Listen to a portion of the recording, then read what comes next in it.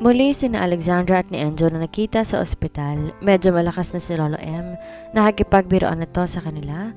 Nakakatawa na rin to tulad ng dati. Oh, kailan ba ang kasal? Tanong nito habang pinapakain to ng kanyang anak na si Florence. Mag-uusap pa kami ni Alexandra, Lolo, pero as soon as possible sana makapagpakasal na kami. Sagot ni Enzo. Mabuti naman na kung gano'n na magkakasundo kayong dalawa. Mahirap yung ikakasal kayo pero kayo magkagalit. Natatawa si Lolo M. Yung venue ng reception doon sa isa nating hotel, ano sa palagay nyo? Sige po, Lolo, kung saan kayo mas convenient, sagot ni Enzo. Ano pong gusto nyong kulay ng motif? Nako, nakakaya namang akong pipili ng kulay, kayo naman ang ikakasal. Sagot nito. Gusto ko po sana gold and black, sagot ni Alexandra. Maganda po kasi ang contrast nilang dalawa eh. Gusto ko rin yan, iha. Patango-tango ang lolo ni Enzo. Sinong gusto niyo, Lolo, na maging ninong at ninang namin? Tanong ni Enzo.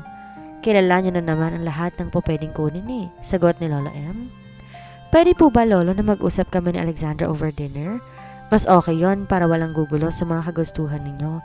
Sa kanya lang sabihin sa amin kung anong kabuuan ng plano para pag may gusto kaming isuggest, masasabi namin sa inyo. Anak, kami na ng mama mong bahala sa mga flowers. Kahit anong klase pang kasal yan, may makukonta kami, sabi ni Florence. Thanks, Dad, sagot ni Enzo. Alexander, tara na. May pagdadala ako sa lugar na hindi mo pa nararating. Uuna na po muna kami, paalam ng dalaga sa mga naroon. Kami na ang bahalang magsabi sa tatay mo na may pinuntahan kayo. Kumaway pa si Tita Thelma. Habang naglalakad sa pasilyo, itinanong ni Alexander ito kung saan sila pupunta. Wala. Gusto ko lang makawala muna sa paningin nila, wika ni Enzo. Nagsinungaling ka? Napatigil si Alexandra sa paglalakad. Paano mo nagagawa ang mga bagay na yan? Ang tindi mo rin talaga. Huwag kang maingay. Baka may makarinig sa'yo dito, babalikan ka ko dun. Tatalikod na si Alexandra nang pigilan ni Enzo. Please, unawain mo naman sana ako. Alam mo naman may naghihintay na babae sa akin eh. Hindi ko nga alam paano ko sasabihin sa kanya ikakasal na ako eh. Ikaw wala kang pinoproblema dahil wala kang masasagasaan. Para naman ako.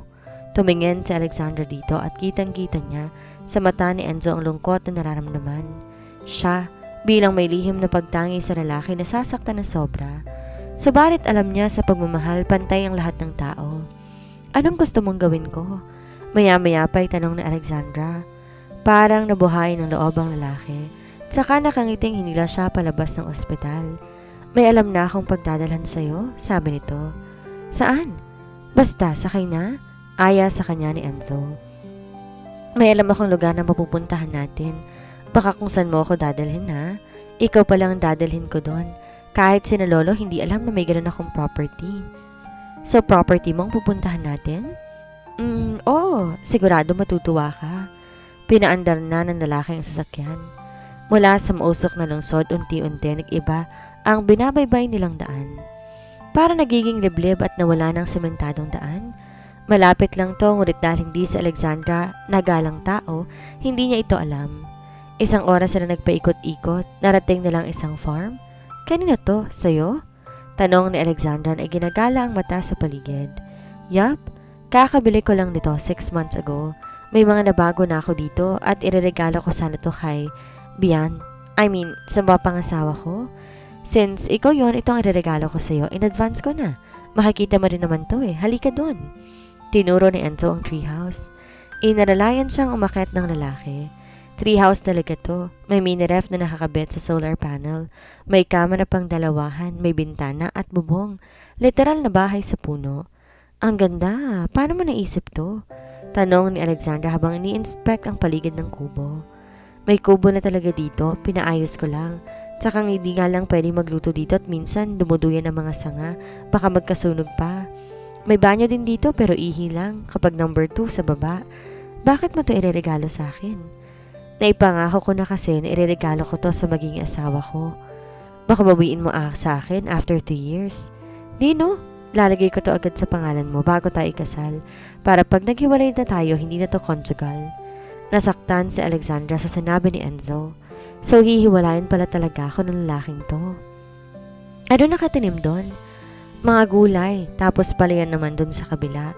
May mga tao ditong nagpapanatili ng kaayusan ng lugar. Kapag sa'yo na to, pwede ka mag-isip ng paraan para pagkakitaan to. Ha? Di ako marunong magpatakbo ng farm. Takot nga ako sa mga kalabo at baka habulin ako at suwagin. Natawa si Enzo sa tinuran niya. Mapag-aaralan mo naman yan. Ano yung hilera ng puno na yon? Kakao yon at saka kape. Wow! Di pa ako nakikita ng puno ng kape ah. Gusto mo tingnan natin? Okay lang ba?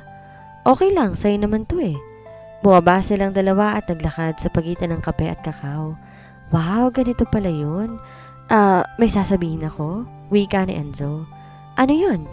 Di ni Alexander to tinitingnan. Pwede ko bang kausapin si Bianca? Napatayo siya ng diretso at napatingin dito. Bakit? Alam ko ang nasa kontrata na bawal muna ako makipag-usap sa kanya. Pero nakakaya naman na basta ko nalang siya iiwan nang di ko nakakapagpaalam ng maayos. Napaka-ungentleman ko naman. Lalong din natin siya po pwedeng imbitan sa kasal natin. Bibigyan ko lang siya ng assurance na babalikan ko siya after 3 years. Ito na nga ang sinasabi niya. Ang gantong ugali ng pagbabait-baitan may hinihinging kapalit. Di ni Alexandra mawari ang nararamdaman niya. Basta ang alam niya lang parang nautakan na naman siya ng lalaki. Napatingin siya dito at blanco ang ekspresyon niya. Napansin ni Alexandra ang pagpapanig sa mukha ni Enzo. Naalala ni Enzo ang farm na ireregalo sana sa kasintahang si Bianca kapag kinasal na sila subalit wala na siyang choice. Baka mapikon pa sa kanya sa Alexandra. Iniiwasan niyang magkamali dito dahil na rin sa pakikisama nito sa kanya. Di Alexandra ang tipo niyang babae. Ayaw niya na masyadong maliit, mukhang 5'3 lang to, samantalang siya 6'2, hanggang balikat lang niya ito. Tsaka wavy ang buhok ni Alexandra, hindi rin to kaputian. Ang tamang description dito, cute. Nakaragdag sa appeal nito ang mga dimples sa pisngi. Samantalang si Bianca halos kasing taas niya. Sexy ito at makinis. Gustong gusto niya kapag dirty time nila na ipinupulupot ito ang legs sa kanyang balakang. Mukha itong foreigner na pangahan. Ang buhok kumikinang kapag tinatamaan ng liwanag. Ang dibdib ng babae parang laging nanunukso sa laki. Samantalang kay Alexandra parang sakop lang ng cup A lahat. Sa Alexandra, diretso magsalita. Walang pakialam kung masasaktan ka. Magaling mang real talk ang babaeng yon. Ikaw din ang iisipin mong masama kahit pa siya naman na may kasalanan. Ibang-iba naman kay Bianca na laging siya ang tama. Kahit kasalanan niya itong magsusorry. Lagi siyang binibaby nito at kulang na lang subuan siya. Ang mga gamit niya nakaredy na pagtapos niyang maligo. Malaki talaga ang pagkakaiba nila. Kahit pa hindi siyang unang lalaki sa buhay ni Bianca, okay lang kasi ito talaga ang mga type niya. Sinasabi ng ibang tao na may ugali tong kakaiba pero pakiramdam ni Enzo na misinterpret lang ng mga to ang nobya. Habang nasa daan nga sila, panay ang tingin ni Enzo sa babae. Baka naman matunaw na ako kakatingin mo. Biro nito. At sana magusto man pupuntahan natin. Siguraduhin mo lang na nakakatuwa yan, ha? Oo naman. Dami ng mga puno at damo dito, ha? Baka ibabaon mo ka ng buhay dyan. Grabe siya. E di sinakala ko ng lolo mo. Binuksan ni Enzo ang bintana. Mas fresh ang hangin, di ba? Wow, oo nga. Madalang kasi akong pumunta sa mga ganitong lugar eh. Ang dami pang mga hayop sa part na to, oh.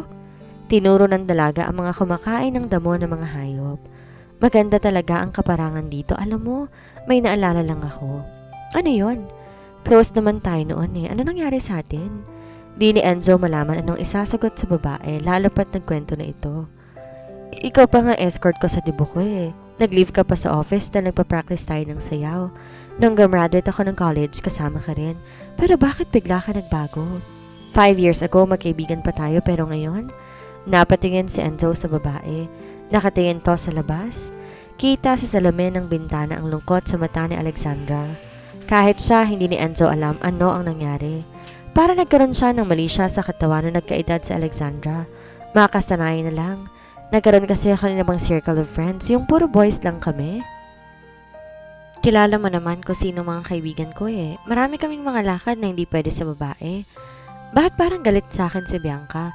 Ano bang kinakwento mo sa kanya? At sa tiglalapitan niya ako, lagi niya ako nilalait, ha? Wala naman akong sinasabi sa kanya tungkol sa'yo. Puro positive nga eh. Eh bakit siya ganun sa akin? Bakit nga ba? Nakilala ni Enzo si Bianca dahil sa common friends at madalas na sa party to ng mayayaman. Matapos siya may pakilala ng kaibigan na kipalagayang loob siya dahil sa same na gusto nila sa pagkain, sa brand, sa movies. Tinatanong ko noon kung sino babaeng kasama niya sa mga pictures. Nanliligaw na siya dito, ang sabi ni Enzo kay Bianca, si Alexandra ay parang kapatid sa kanya. Sinabi niya sa babae na mabait itong tao at matalino. Sabi ni Bianca, baka pag sinagot siya nito, lagi pa rin niyang kasama si Alexandra. Dito na nag-umpisa ang paglayo ni Enzo sa dalaga, nakita niya habang lumalaki. Sa dalagang kalaro niya noon kahit pa Barbie ang hawak, sa anak na pinapangarap ng kanyang magulang dahil mabait at bibo tong bata. Doon din nag-umpisang maging magaspang ang ugali ni Alexandra sa kanya. Natural na rito ang mga real talk pero kapag siyang kausap, parang ang laki ng kasalanan niya. Di na ni Enzo sinagot ang huling tanong ng babae. Total, malapit na naman sila sa pupuntahan nila. Pinakita nito ang farm at tuwang-tuwa ito, lalo na nang sabihin niyang ibibigay niya to sa dalaga. Ayaw nitong maniwala at natatakot na baka bawiin niya bandang huli. Ang treehouse na ipinarenovate ni Enzo ang pinaka nagustuhan nito. Balak sana niyang lagyan to ng mga obstacle courses, sabalit naisip niya dapat si Alexandra na mag-isip kung ano ang planong gawin dito. Habang willing to sa pagtingin sa bintana, nag-text si Bianca sa kanya. Mahal, napaagang uwi ko. See you! Ito na ang iniisip ni Enzo noong isang araw pa. Paano kung biglang umuwi ang nobyo niya? Anong sasabihin niya dito? Ano yung mga yun? Tinuro ni Alexandra ang hilera ng mga pon. Puno yun ng kape. Wow, gusto kong makita yon. Di ba ako nakakakita ng puno ng kape? Kaya pinuntahan nila tong dalawa. Ang ganda ng pagkakatanim dahil nakilera ng tuwid. Nagtitingin-tingin ang babae nang sabihin ni Enzo na makikipagkita siya kay Bianca. Napatingin to sa kanya na walang ekspresyon, kaya't kabang-kaba siya. Please Alexandra, kailangan talaga eh. Baka manggulo pa siya sa kasal natin, hindi ba? Pakiusap ni Enzo sa babae. Okay, walang problema. Sagot ni Alexandra. Tara na umuwi. Nagbago ang mood nito. Habang nasa sasakyan, nakatingin to sa labas ng bintana at tila nag-iisip. Okay ka lang ba? Tanong ni Enzo. Yeah, I'm good. Don't mind me. Sagot ni Alexandra. Nagugutom ka na ba? Nope. Nauuhaw? Nope. Napabuntong hininga na lang si Enzo. Tungkol sa sinabi ko, huwag mo sanang mamasamain ha? Okay lang yun. Tama ka naman. Dapat malaman niya kasi nobya mo siya. Salamat talaga Alexandra ha? Salamat. Tumingin ulit sa labas ang babae. Pagdating nila sa ospital, nagsalita ito. Hindi ko sasabihin sa kanila ang mga napag-usapan natin. Pero yung farm, sasabihin ko. Para naman hindi sila maghinala kung saan tayo nanggaling. Tsaka si Enzo tinalikuran ng babae. Tama bang desisyon ko? Tama ba? Pabalik-balik si Alexandra sa paglalakad sa kwarto niya. Oo, tama. Tama siguro. Hindi, mali yun. Maling-mali. Hindi dapat ako pumayag. Alam mo Alexandra, gaga ka talaga eh. Nakaharap siya sa salamin habang kausap ang sarili. Hoy, bulaklak na tuyo. Ginulat si Alexandra ng kaibigan. Sa Jensel, ang kaibigan niyang sobrang rupok. Anong pinagsisintir mo dyan? Nako Jensel ha, huwag mo akong mabata-Batangas ng salita at baka mainis ako sa'yo. Diyos ko day naman, paigabugnot ka na naman, may regla ka no? Hoy, ang bibig mo nakakahiya, baka marinig ka na sa labas. Awat ni Alexandra dito. Oh, ano na nangyari sa pulong ninyo ng iyong sintang irog? Tigilan mo nga ako Jensel, naiirita na ako sa Batangas words mo ha. Ay ano kang magagawa ko, ay garni ako sadya. Sus, naghahanap ka lang ng pagsusulingan ng iyong inis. Ano ka nangyari? Reregaluhan niya ako ng farm? Naibaga ni Jensel ang sinusupsop na milk tea. Talsik sa kanyang sapatos. Hindi ako maarte no? Jensel, napakabastos mo talaga eh.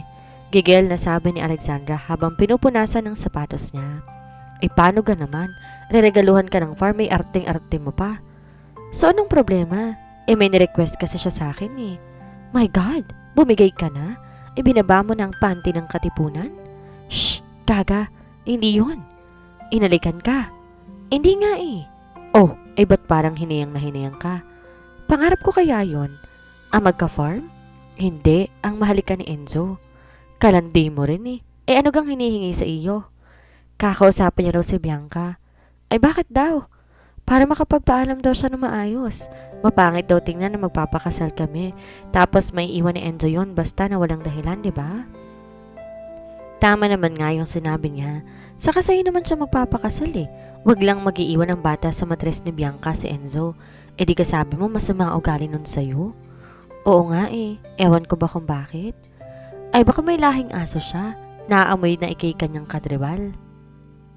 Oh, ay naku, bulaklak ka kahit na mo umamoy eh. Nung makita ko ngayon ng party ng Lolo M, kulang na lang eh. Sagpangin ka't itapon sa pool. Tapos ka plastic. Tangkad lang ang laman nung sa iyo, pero sa akin maganda ka pa rin. Bigay mo na nga sa akin ng tangkad mo, Jensel. Biro ni Alexandra.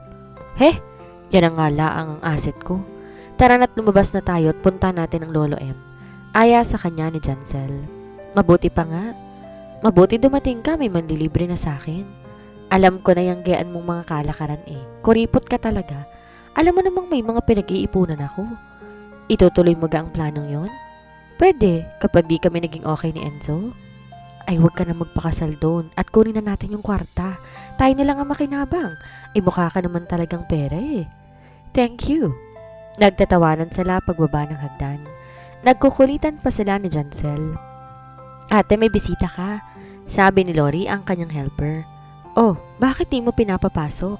Takang tanong ni Alexandra. Kilala ba natin? Ibilin mo sa akin pag siyang pumunta, huwag patutuloyin ng bahay. Nagkatinginan sila ni Jancel. Ay sino ga? Tanong ni Jancel kay Lori.